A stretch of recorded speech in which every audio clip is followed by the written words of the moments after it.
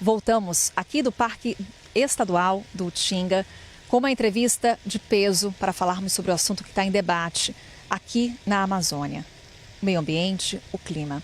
Recebemos ao vivo Carlos Nobre, ele é cientista climático, professor, um dos mais respeitados do Brasil e no mundo, é referência. Muito obrigada, professor, por estar conosco aqui ao vivo na nossa programação. Seja bem-vindo. Bom dia, Carol. Eu que agradeço muito a oportunidade. Professor, inevitavelmente a gente começa aqui essa nossa conversa falando sobre o que aconteceu no Paraná. Um evento extremo, uma tragédia. Em que medida isso é reflexo dessa inação climática no mundo? O quanto que esses episódios que devastam cidades tendem a ser mais frequentes se nada for feito? Se nada for feito, se nós continuarmos a aquecer o planeta pela emissão dos gases de efeito estufa, todos esses eventos vão acontecer com mais frequência e batendo recordes. O que acontece? O tornado é uma coisa muito rara no sul do Brasil, mas já aconteceu. Mas isso está acontecendo no mundo inteiro. Por quê?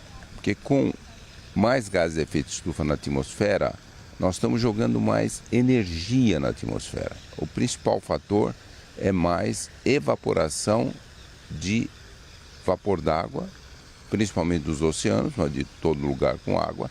Então, esse vapor d'água subindo, ele leva energia. E quando o vapor d'água condensa e forma uma nuvem, ele libera energia. Então, isso está acontecendo no mundo inteiro e isso explica por que todos os eventos meteorológicos normais que sempre aconteceram, agora acontecem com mais frequência e até batendo recordes. Por exemplo, tornado no sul sempre foi uma coisa muito, muito rara, diferente de estados nos Estados Unidos do centro-sul-leste ali, que ali é o lugar que mais tem tornados no mundo. Mas agora, o que a gente viu? Um fenômeno meteorológico que sempre acontece, a gente chama ciclone extratropical. Ele veio ali, se formou bem ali no Rio Grande do Sul, ali ao sul, depois ele subiu, trouxe uma frente fria ali para o Paraná, mas foi tão forte que ela gerou aquele tornado que bateu recorde de velocidade, nunca tivemos um tornado tão forte. Então, esses fenômenos meteorológicos, eles estão acontecendo em todo o mundo com mais frequência. Qualquer fenômeno, chuvas excessivas, rajadas de vento, secas, ondas de calor. Então, isso está acontecendo no mundo inteiro. E quando o senhor fala em seca, também inevitavelmente a gente se remete à Amazônia, devido a também registros históricos que a gente vem acompanhando nos últimos anos. O senhor foi o primeiro cientista, nos anos 1990, em falar sobre um ponto de não retorno da Amazônia, um processo de savanização. O quão próximos estamos dessa possibilidade, professor? Olha, nós estamos muito próximos. A Amazônia é um dos ecossistemas mais próximos de ponto de não retorno de todo o mundo. Quando eu fiz a pesquisa lá, final dos anos 80, publiquei os 2 primeiros artigos, 1990 e 1991, ali ainda a Amazônia não estava perto do ponto de não retorno. Eu fiz a pesquisa porque o desmatamento tinha aumentado muito no final dos anos 80. Mas olha, quando eu fiz a pesquisa, a Amazônia tinha 7% desmatada. E a minha pesquisa dizia, se desmatar demais, a Amazônia passa do ponto de não retorno, pelo menos 50% da floresta vai se autodegradar e se tornar uma savana super degradada. Mas isso era uma projeção se tivesse muito, muito desmatamento. Aí depois eu nunca parei de fazer pesquisa e fizemos, inclusive, a partir de janeiro de 99, pesquisa muito grande lá na Amazônia. Levamos 25 locais que nós colocamos torres na floresta, torre na pastagem, torre no cerrado, para ver como que a floresta, outros biomas, a pastagem, interagem com a atmosfera. Então, isso já tem 26 anos e esses experimentos mostram que a Amazônia está na beira do ponto de não retorno. O desmatamento agora chegou a 17% e 18% em toda a Amazônia, 22% da Amazônia brasileira. E o que nós vimos? Que todo o sul da Amazônia, do Oceano Atlântico, estados amazônicos brasileiros ali, sul do Pará, norte de Mato Grosso, sul do estado do Amazonas, Acre, Rondônia, Bolívia, 2,5 milhões de quilômetros quadrados, a estação seca já está 4 a 5 semanas mais longa, está ficando mais longa. Ela está 20 a 30% ainda mais seca e 2, 3 graus mais quente. Então, os nossos estudos mostram que toda essa região já está quase iniciando uma autodegradação. A gente precisa tomar total cuidado. Se passar do ponto de não retorno, entre 30 e 50 anos, nós vamos perder 70% da Amazônia. E a gente está falando de um bioma que é fundamental no equilíbrio do clima. O que representaria a Amazônia atingir esse ponto de não retorno, professor? Sem dúvida, a floresta amazônica evoluiu em dezenas de milhões de anos e criou o mecanismo de uma estabilidade climática enorme. Por exemplo, ela absorveu mais de 150 bilhões de toneladas de carbono. Está no solo, está na vegetação. Ela também recicla a água com muita eficiência, mas com tanta eficiência que do vapor d'água que entra do Oceano Atlântico na bacia amazônica, os 45% recicla e sai para o sul, sai para o Cerrado, chega na Mata Atlântica. Por exemplo, 40% a 50% da chuva do Cerrado depende do que nós demos o nome de rios voadores. É o vapor d'água que chega ali e alimenta os sistemas de chuva.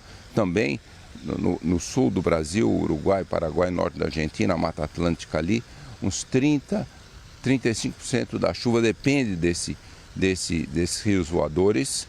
E, lógico, a Amazônia desenvolveu, nessa evolução biológica, ecológica de milhões de anos, a maior biodiversidade do planeta.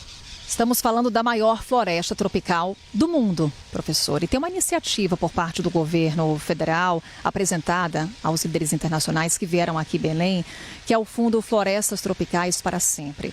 O Brasil acerta nessa iniciativa? Está no caminho certo? Totalmente no caminho certo. Isso foi uma iniciativa que o governo do Brasil primeiro levou para a COP28 em Dubai, 2023. E aí, em 2 anos, foi aperfeiçoando, desenhando bem.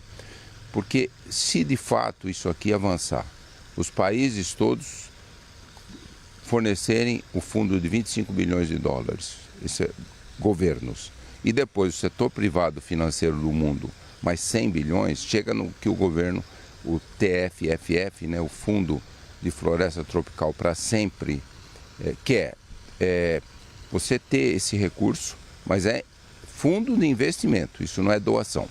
Aí vai se investir isso só em ações de sustentabilidade. Esse recurso não será utilizado, por exemplo, para exploração de petróleo, para desmatamento, agricultura e pecuária de desmatamento, não. Vão ser só ações para proteger o meio ambiente global, inclusive, por exemplo, restauração florestal. E aí, desses investimentos, uma parte do retorno vai para pagar cada país que mantém a floresta $4 por hectare por ano.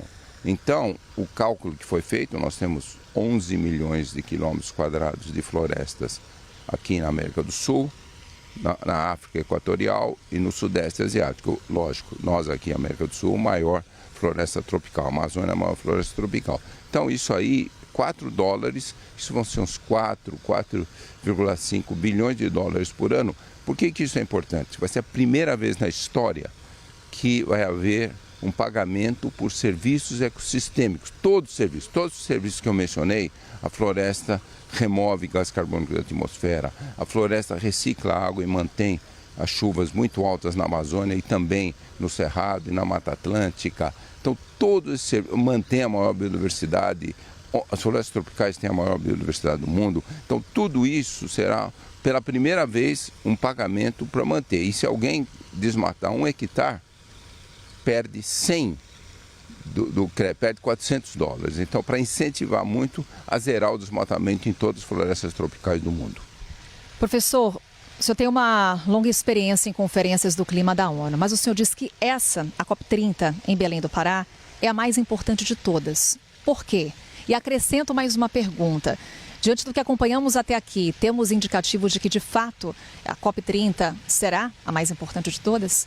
Olha, é muito simples por que ela tem que ser a mais importante. Quando a gente olha as 29 COPs, o Acordo de Paris de 2015 foi, àquela época, o mais importante, que ele fez todos os países aceitarem metas de redução das emissões voluntárias, mas para não deixar a temperatura passar muito de 1,5 graus.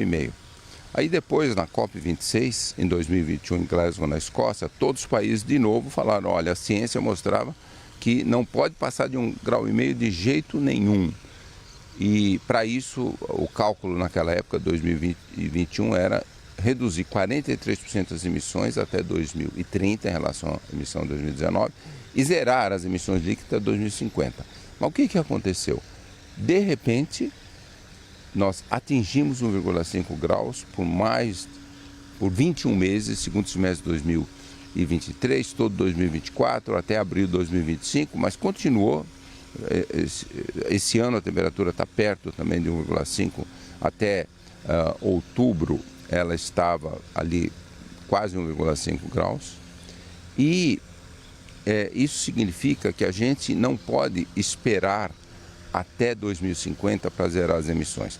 Se nós esperarmos, nós vamos passar de 2 graus. Isso é uma tragédia ecológica, a gente chama ecocídio, um suicídio, um homicídio ecológico para o planeta. Então, essa COP tem que ser tão importante quanto essas que eu mencionei, a Acordo de Paris, a COP26. Os países todos têm que acelerar muito a redução das emissões. Nós lançamos quarta-feira da semana passada, na Academia Brasileira de Ciências do Rio, um estudo que fizemos mostrando que o Brasil pode zerar as emissões líquidas em 2040. O Brasil pode ser um dos primeiros países a reduzir as emissões. Professor Carlos Nobre, ele que é cientista climático, essa referência que a gente teve a honra de receber aqui no Novo Dia, nesse dia de abertura oficial da COP30. Professor, muito obrigada, bom trabalho, daqui a pouquinho vai estar na Blue Zone também, vamos nos encontrar por lá. Professor, um bom trabalho, uma ótima COP. Eu agradeço muito e vamos todos lutar muito. E eu nem preciso dizer, comunicação que vocês fazem é importantíssimo. Nós temos que cobrar muito que essa COP seja realmente a mais importante. Seguiremos atuando, professor. Muito obrigada.